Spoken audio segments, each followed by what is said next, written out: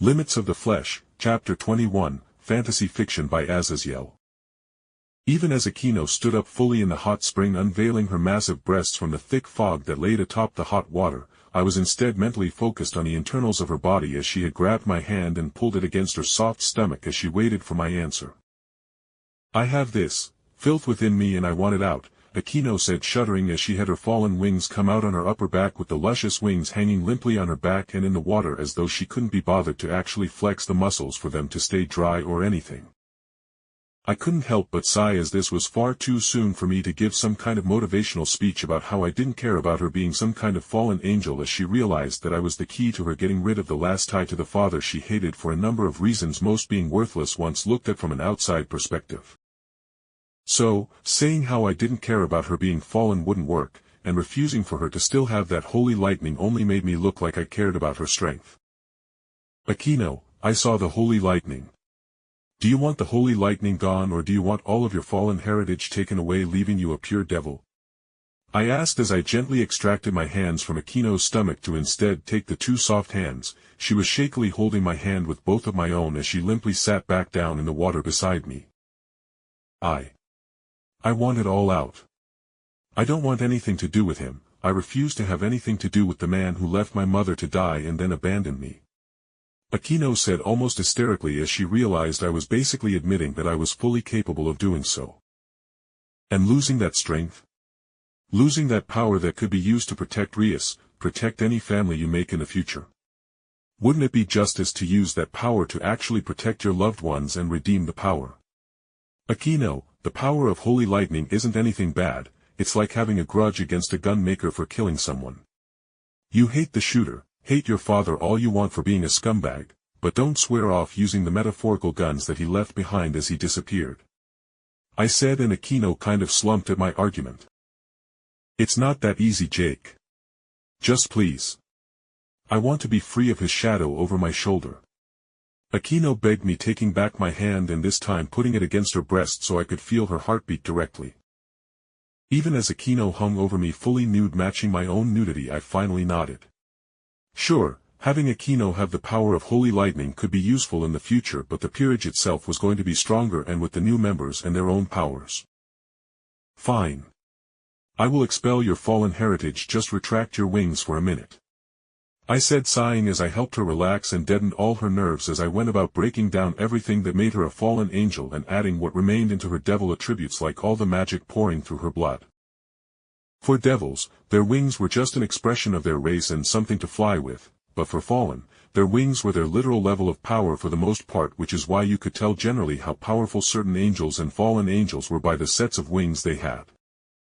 Finally, though, after a couple of minutes, I pulled my hand back that was lying atop her breast, and I smiled as I spoke, which made Akeno open her tightly closed eyes. "All right, let me see your wings, Akeno." Then, with a splashing, flumping noise that sent some water splashing outwards with the motion of her two very matching devil wings, Akeno froze, seeing the matching wings, and shuddered lightly before she turned to me and bit her lip seemingly in thought before smiling. "Come on, Jake, we have been in the tub long enough. I can at least give you a massage after what you did for me." She smiled mischievously, and then she fully stood up in the hot spring, with the fog not being able to obscure her bountiful breasts for a couple of moments. It took her to grab her towel to wrap it around herself. "Well, come on." Akeno prodded, grinning at having stunned me a bit with her tits jumping into my sight, and I raised my hands up in surrender to her teasing. "All right, I guess I will leave myself in your lovely hands. Hell, that last massage you gave me still was by far the best one I have gotten in my life," I said, thinking back to that little gaming session where Akeno gave me a massage and messed with me so Rias could win at Super Smash Bros.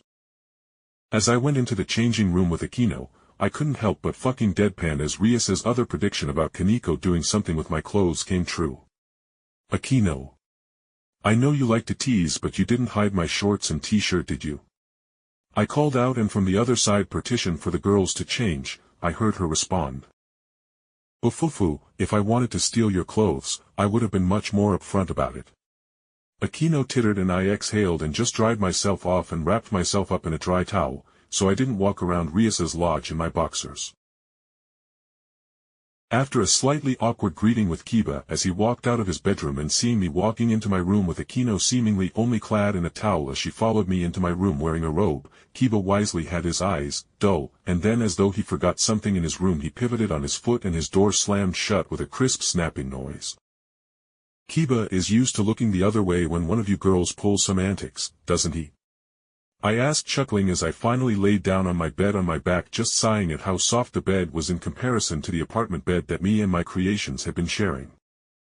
Then with a grunt, I felt Akeno straddle my stomach as she leaned over me having slid out of her robe and I saw she was simply wearing a thin silk-like sleeping robe. Shoo.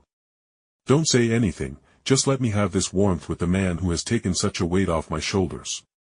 Akeno said breathily as she leaned down to me and then as I mentally said, fuck it, I felt her kiss the corner of my lips before she buried her face into my neck and exhaled with her hot breath tickling my neck as I clapped both my hands on her thick backside.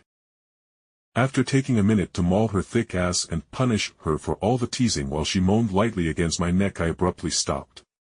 Alright, good night, Akeno. And next time don't think you can tease me so much, I said softly with affection clear in my voice as I moved my hands from her ass cheeks to her face cheeks and then I kissed her dominantly with my tongue pushing into her mouth and I felt her whole body shudder as I used my flesh crafter powers to send her form into a series of convulsions as I tripped every pleasure button in her body with all the subtlety of the hammer being the pleasure I was giving her and a mere glass wall was the mental strength she had to control herself.